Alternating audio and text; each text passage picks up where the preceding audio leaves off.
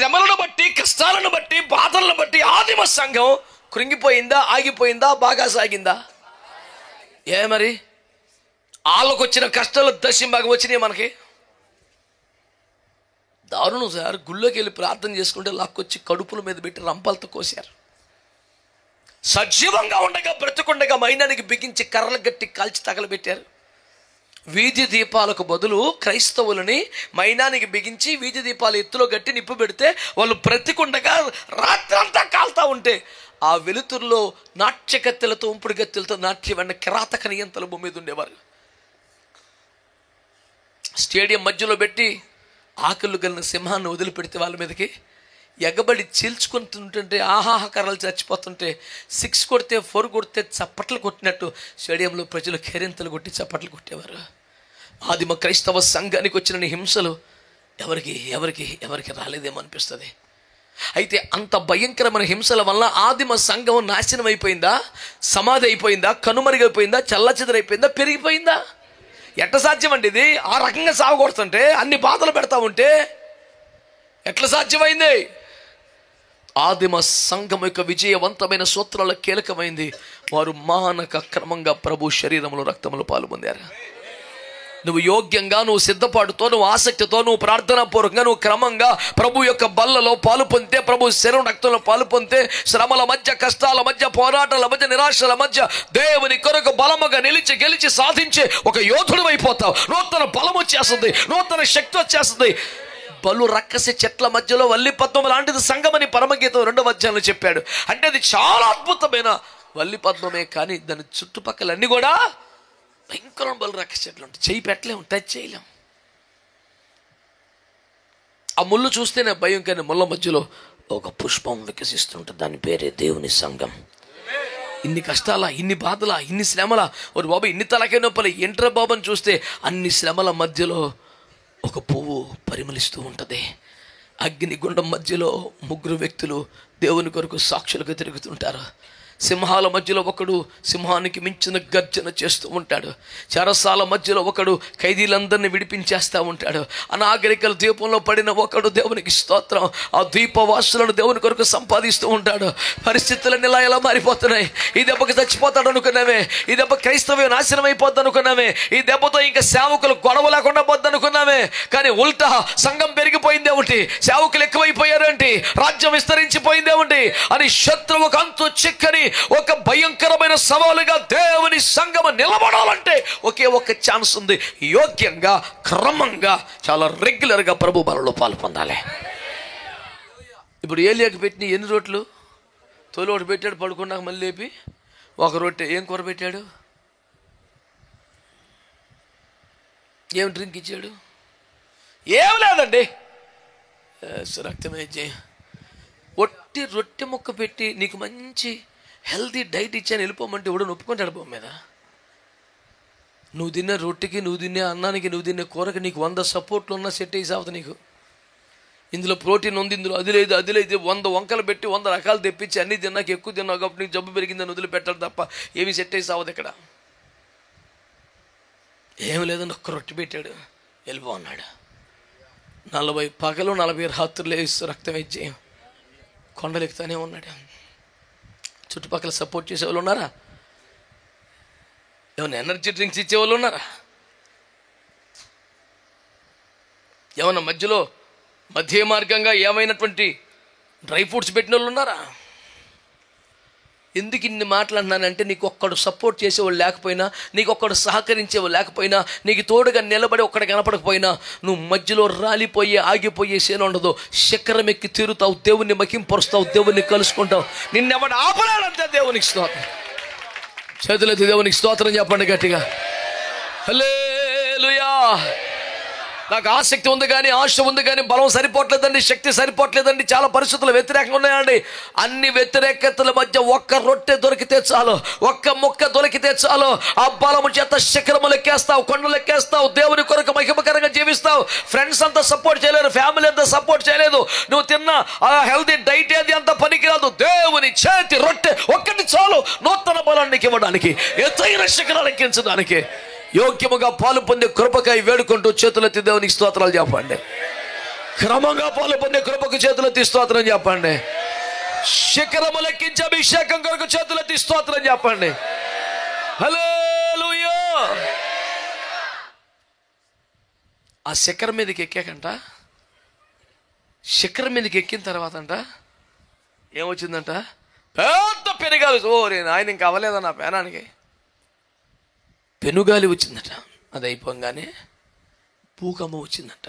తను నించున్న కొండ మీద ఒక చోటు నిలబడితే ఆ మహాభూకంపానికి పక్కన ఉన్న రాళ్ళు బండలు బద్దలు ఎగురుతున్నాయి అంట. ఎట్టుండదు నుంచున్నోడికి, ఉన్నది ఒక్కడో 40 పగలు రాత్రులు నడిచి నడిచి నడిచి కొండకి పై నుంచుంటే నుంచోగానే భూకంపం వచ్చిందండి. కొండ అదిరిపోతుంది, శిలలు చిన్న భిన్నం ఎగురుతున్నాయి. ఎట్లా ఉంటుందండి? పోనీ అదాగిందంటే ప్రళయ భీకరాలు పిడుగులు పడి మెరుపులు వస్తుంటే వెలుతురు తనకే తాకుతుంటే కాలిపోయాను అనుకున్నాడంట. పెనుగాలి వచ్చింది, సుడిగాలి వచ్చింది, భూకంపం వచ్చింది, పిడుగులు పడ్డాయి, మెరుపులు వచ్చినాయి, విద్యుదాఘాతం కలుగుతోంది. ఇన్నింటి మధ్యలో ఇక అయిపోయాను రా దేవుని చిత్తం, ఎక్కడెవరు లోయలు చచ్చిపోతాం ఎందుకులని, ఇక్కడ సమ్ పెద్దకు తెచ్చి ఉంటాడు అనుకునే పరిస్థితి. కానీ అక్కడ ఎవరు వస్తుంది తెలుసా? ఇవన్నీ ఆగిపోయిన తర్వాత మిక్కిలి నిమ్మలమ్మగా మాట్లాడి యెహోవా స్వరము నా దగ్గరికి వచ్చిందని రాశారు. చేతులతో స్తోత్రం చెప్పు గట్టిగా, హల్లెలూయా. ఇక అవన్నీ ఆగిపోయిన తర్వాత ఎప్పుడుకో మరి అప్పుడు దాకా నేను ఆగలి కదా, ఆపుతుంది. ఒక్క రొట్టె ఆపుద్దు నిన్ను, ఆ భోజనం ఆపుద్దు నిన్ను, దేవుని చేత మేత ఆపుద్దు నిన్ను, నిలబెట్టుద్ది. మళ్ళీ దేవుణ్ణి కలుసుకుంటావు, దేవుణ్ణి ఎదుర్కొంటావు, దేవుణ్ణి ముఖాముఖిగా చూస్తావు, ఆయన మిక్కిలి నిమ్మలముగా మాట్లాడు స్వరమును వింటావు. నన్ను ఒకటి అడిగాడు, అడిగన్నీ తలత కేసాలు తప్ప ఇవ్వలేదు అని. అంత బాగుంది కానీ దేవుడు అంత స్లోగా ఎందుకు మాట్లాడాడు అడిగేది. ₹1,00,00,000 డౌట్ అడిగేది. అవునండి, దేవుడు చాలా గంభీరంగా పవర్ఫుల్గా మాట్లాడతాడు కదా, దేవుడు అంత చిన్న ఎందుకు మాట్లాడా అంటే నేను చెప్పాను, రే నీతో నేను మెల్లిగా మాట్లాడుతున్నాను, పెద్దగా అరిసి మాట్లాడుతానంటే మెల్లిగానే అరిసి దమ్ము లేకంటావా అని. అట్లా కాదులే, మరి ఎందుకంటే దగ్గరగా ఉన్నాను కదా. మరి అదేరా పాయింట్, ఎక్కడో గుహలో ఉన్నప్పుడు బాధ, ఇప్పుడు శిఖరం మీదకి వచ్చాడు. దేవుడు ఎదురుగా అరిసి మాట్లాడే అవసరం లేదు, ముఖాముఖిగా దగ్గరగా మాట్లాడుతున్నాడు దేవుడు. స్తోత్రం చెప్పండి గట్టిగా. దూరముగా గట్టిగా పెద్దగా అరిచి చెప్పాల్సినంత దూరంలో ఏలియాలేడు, దేవునికి దగ్గరికి వచ్చేసాడు. కొండ శిఖరానికి వచ్చేసి అక్కడ రాసిన మాట అంటే 11 వచ్చేలో యెహోవా ఆ వైపునకు సంచరించగా. ఆమేనని చెప్పండి గట్టిగా. ఎక్కడో ఉన్న దేవునికి దగ్గరికి వచ్చేసాడు. దేవునికి నీకు మధ్యలో దూరం తగ్గిపోయింది, ఎదురు బదులైపోయారు, ముఖాముఖి అయిపోయారు. దేవునికి స్తోత్రం కలుగును గాక. ఉన్నత శిఖరమునికి ఎక్కిన వాడికి కూడా శ్రమలు వస్తాయి, పోరాటాలు వస్తాయి, కానీ గెలిపే ఓటమి ఉండదు. అవునా? సరే వెళ్ళాడు, కరెక్టే. యజమానులంటే సైతందాలకు తరిమిందనుకో, ఒప్పుకుందాను. అక్కడ ఎందుకని సుడిగాలు రావాలా? అక్కడ ఎందుకని భూకంపం రావాలా? అవన్నీ రాకుండా దేవుడు చేయొచ్చు కదా.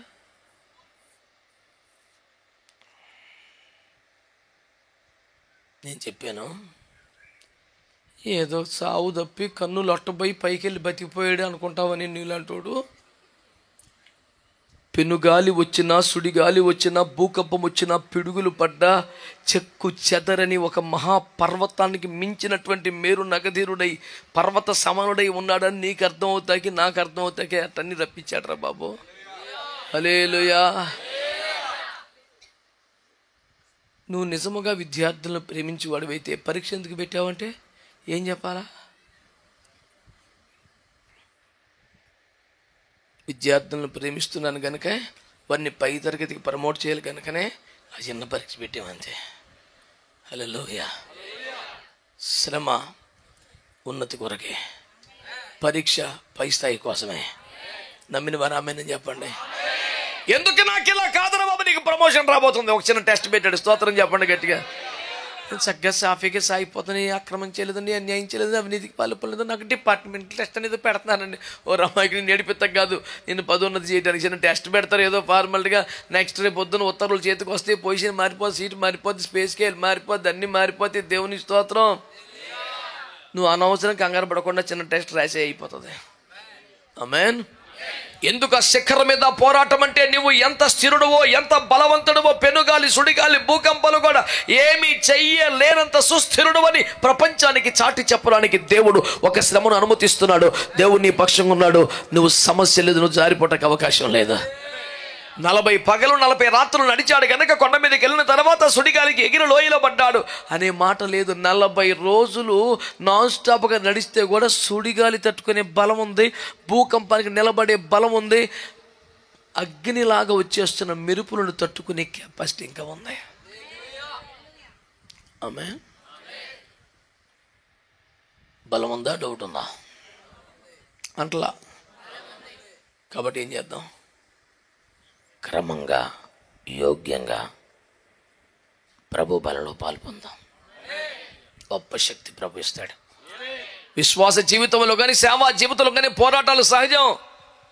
నాకే ఎందుకు ఇంత ఎక్కువగా అనిపిస్తాయి, చాలాసార్లు వ్యతిరేకతలు వస్తాయి, ఇబ్బందులు వస్తాయి. మరి ఎవడు బలుస్తాడు, బలపరుస్తాడు అత్తమానం వచ్చి, పర్లేదు బ్రదర్ ధైర్యం తెచ్చుకొని బ్రదర్, మరి శ్రమలు సహజమే కదండి, పైగా మనం ఈ ఉపదేశం అంటే ఇంకెక్కువ వచ్చేస్తుంటాయి బాధలు, ఈ సన్నాయి నొక్కలు ఎవడు నొక్కల అవసరం లేదు కూడా. మనం క్రమంగా ప్రభు శరీరంలో పాలు పొందుతూ ఉంటే ఎక్కలేని బలం వచ్చేస్తుంది అంతే. స్తోత్రం చెప్పండి. పోనీ మనలో మనం మాట్లాడుకుందాం, రొట్టె తింటున్నాం, ద్రాక్షరసం తింటున్నాం, శారీరక బలం కోసమా? ఇంత రొట్టె ఇంత ద్రాక్షరసం శారీరక బలం ఇస్తుందండి. మరి ఎందుకు తీసుకుంటున్నాం? మరి ఆత్మ కోసమే కదా, ఆత్మకు బలపడద్దనే కదా, అది నిత్యజీవం ఇస్తానే కదా, పునరుద్ధాన బలం ఇస్తానే కదా. అంటే తీసుకుంటావా నమ్మవా?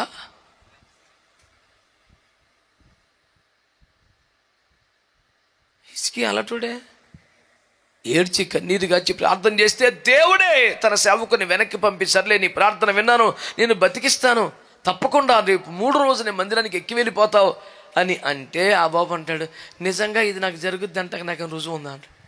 మరి ఎందుకు ఏడ్చేవారు అసలు? స్వస్థపరచు ఏడ్చాడు. సర్లే స్వస్థపడతానంటే స్వస్థపడతావా, నమ్ముటాక నాకు రుజువు చూపించాడు. మరి నమ్మకం లేనోడు ఎందుకు ఏడ్చావు నువ్వు అసలు? ఏదో బాధలో ఏడ్చాను తప్ప నమ్మకమే లేదని నాకు.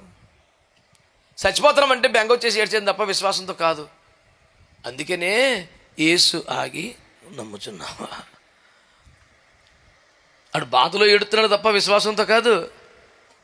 అందరూ ఎడుతాను, నీకు కూడా ఏడుపు వచ్చేది, అందరూ ఆమెనండి, నువ్వు కూడా ఆమెనన్నావు, అందరూ స్తోత్రం అంటే స్తోత్రం ఉండగా నీకు మ్యాటర్ అర్థం వల్ల సరిగ్గా. ప్రభు చెబుతున్నాడు, దేవుని కొరకు నిలబడాలని ఆశ నీకుందా? పోరాటాలు వస్తున్నా, శ్రమలు వస్తున్నా, కష్టాలు వస్తున్నా, సాక్షిగా ఉండాలని ఆశపడుతున్నావా?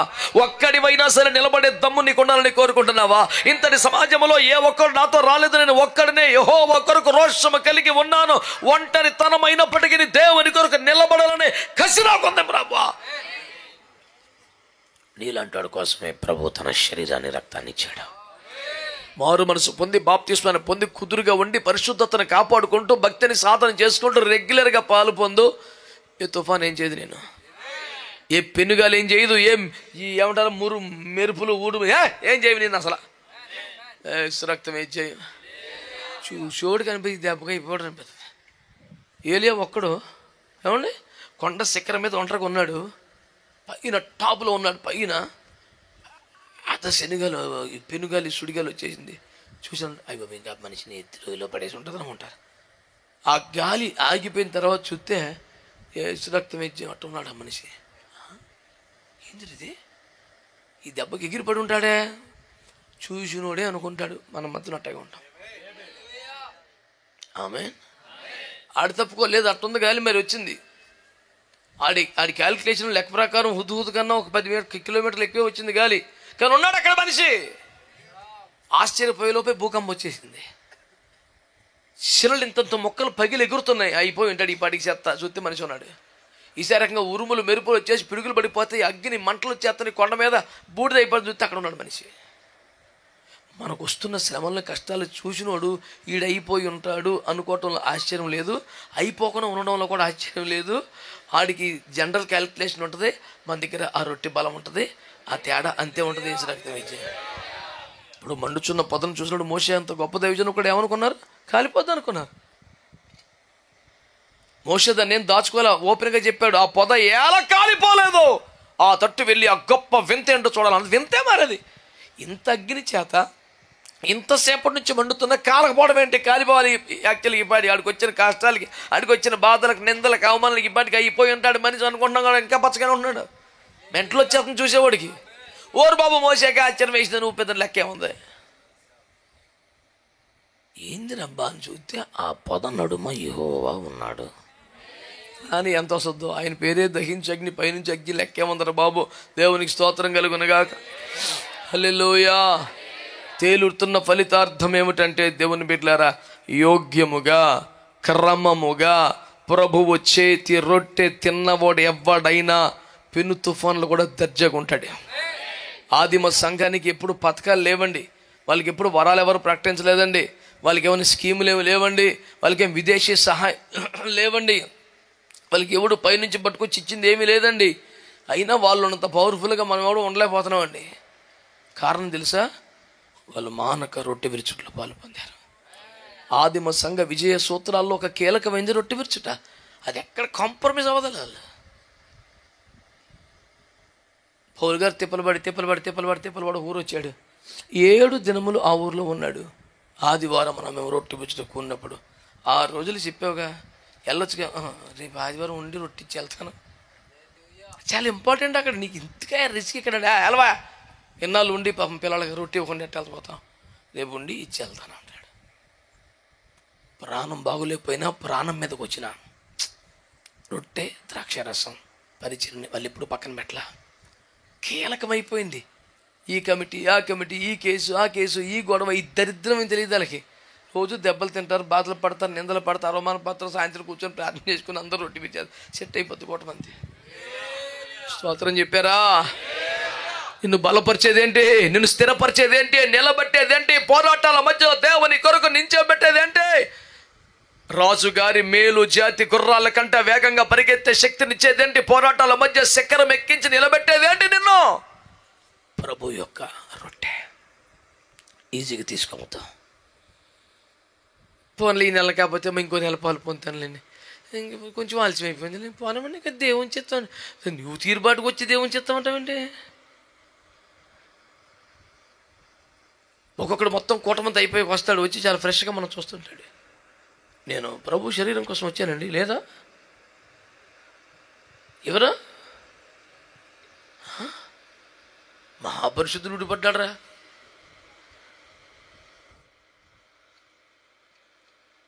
ఇలాంటి కొన్ని డైలాగులు నాకైతే కరెక్ట్గా ఉంటుంది కూటం.